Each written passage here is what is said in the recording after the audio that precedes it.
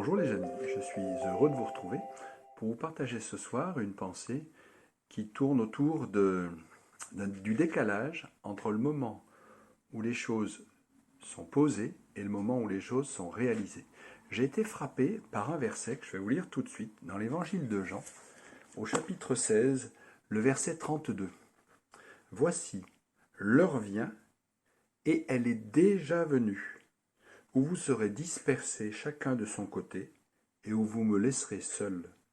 Mais je ne suis pas seul, car le Père est avec moi. Et j'ai été vraiment frappé, pourquoi Jésus éprouve-t-il le besoin de dire « l'heure vient », donc c'est plutôt du futur, et elle est déjà venue, et il précise après au présent, où vous serez dispersés. Quand Jésus parle, dans Jean 16, il n'a pas été encore arrêté, donc évidemment pas été encore crucifié. Donc la dispersion des apôtres n'a pas encore eu lieu. Mais il dit, c'est déjà le cas.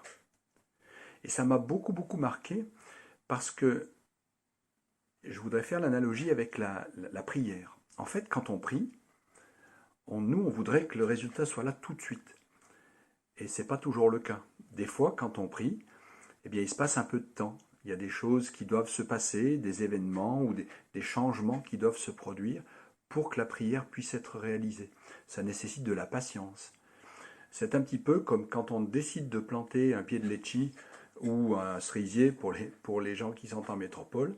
On va planter la graine en terre, mais avant que la graine devienne un cerisier ou un pied de litchi qu'on puisse récolter, il va se passer du temps. Alors Seigneur, donne-nous s'il te plaît la patience à partir du moment où la prière est posée, de croire que tu l'as déjà réalisée. Simplement, il faut qu'elle ait un petit peu de temps. Il faut que les choses se fassent en leur temps. Merci Seigneur. À bientôt les amis. Au revoir.